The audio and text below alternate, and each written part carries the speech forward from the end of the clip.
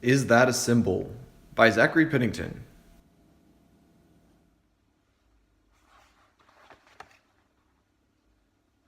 Hey everybody, it's Zach. Today I'll be talking about Huckleberry Finn by Mark Twain and how it relates to Thomas Foster's How to Read Literature Like a Professor.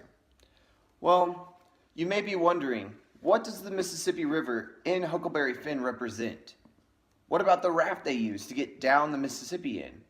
We are going to cover all that and so much more. A little bit of background information on Mark Twain and the adventures of Huckleberry Finn.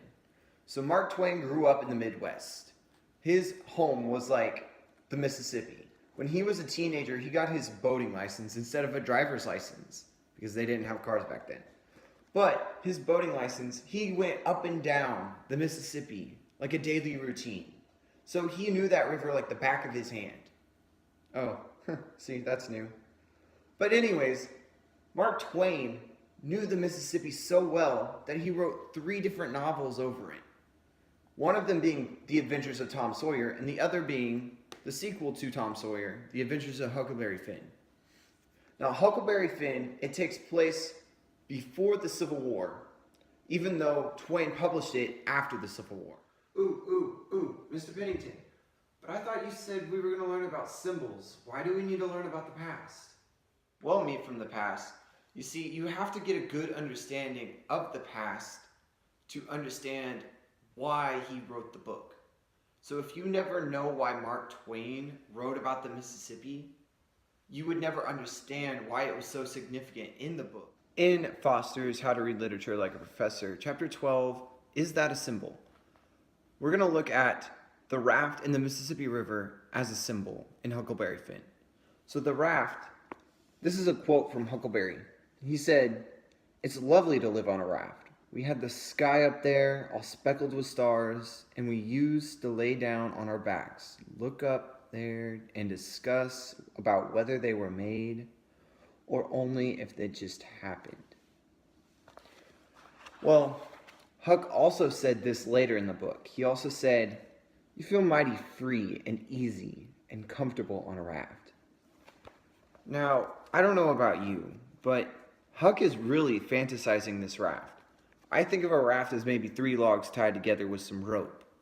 But he's making it sound like the Titanic over here, some A-class ship. No, it's literally some logs. That's what him and Jim traveled on for so long. And he's not fantasizing a raft. We have to identify that the raft stands for something bigger. That bigger picture is symbolizing freedom or confinement. Now, the raft for both Jim and Huck mean different things for freedom. Freedom for Jim, on one hand, is freedom from the everyday grind of slavery, the viciousness and cruelness and dehumanization of slavery. Now, Huck, on the other hand, is escaping freedom from being civilized or uncivilized on land. Being civilized from the widow means having to wear clean clothes, table manners, and having religion, opposed to his father, who's promoting alcoholism, institutional racism, and trying to kill him. Like, yeah, you want freedom from definitely at least that. And not only does it represent the freedom that they're getting away from, it also represents confinement because they are isolated onto this raft. They don't see much outside of this raft except for the hope and glimmer of freedom. Onto the Mississippi River. So the Mississippi River is symbolizing the fictional idea of freedom that they think they're about to get. In a quote, Huck says, "The river was very wide and was walled with solid timbers on both sides. You couldn't see a break in it, hardly ever, or a light." Now, Huck and Jim are both fictionalizing this freedom because they don't see the end, what might come, that they might miss their stop, miss the Ohio River to go north. It's all a fictionalized idea that they have thought up in their head. That's all the time we have for today. Thank you guys for watching. Please don't forget to like, subscribe, or comment down below. This is Zach Pennington from Miss Torres' 5th hour class signing off. Peace.